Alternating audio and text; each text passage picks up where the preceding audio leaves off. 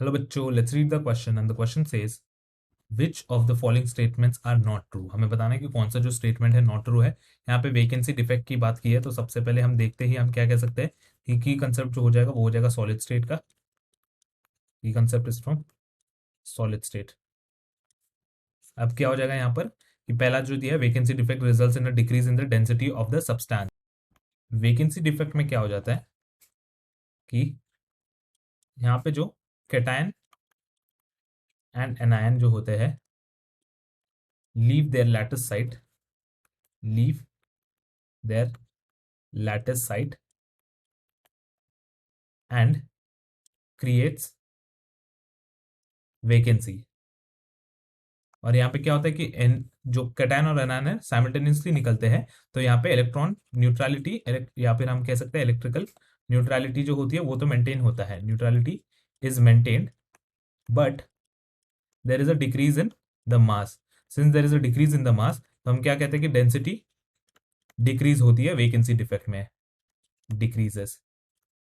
तो हम क्या कह सकते हैं कि जो पहला स्टेटमेंट है वो तो ट्रू स्टेटमेंट है, इसीलिए ये तो इनकरेक्ट हो जाएगा, क्योंकि हमें बताना है कि आर नॉट ट्रू यानी जो ट्रू नहीं है।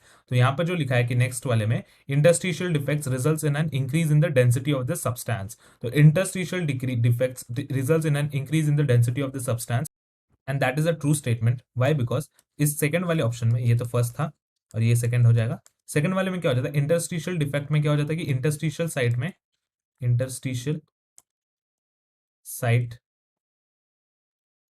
has a new incoming species। तो वहां पे क्या हो जाएगा, वहां पे हो जाएगा उसी के कारण डेंसिटी जो है इंक्रीज हो जाता है सब्सटेंस का overall, and that is the reason वो भी ट्रू है, इसीलिए हमें वो भी कैंसिल करना पड़ेगा।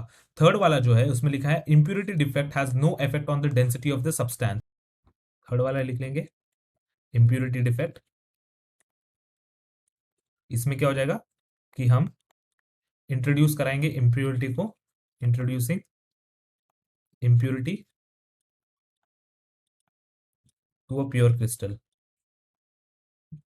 Pure crystal.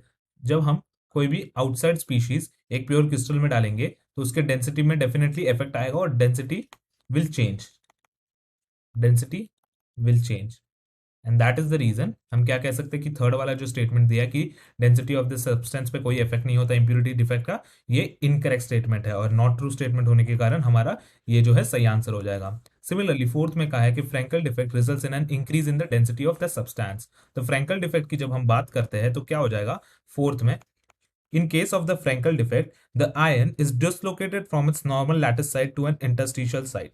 So it is also called as dislocation defect and it does not change the density of the crystal. तो Frankel defect में क्या हो जाएगा,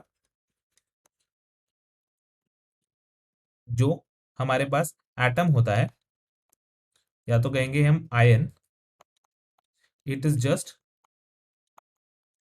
moving to the interstitial site, moving to interstitial site।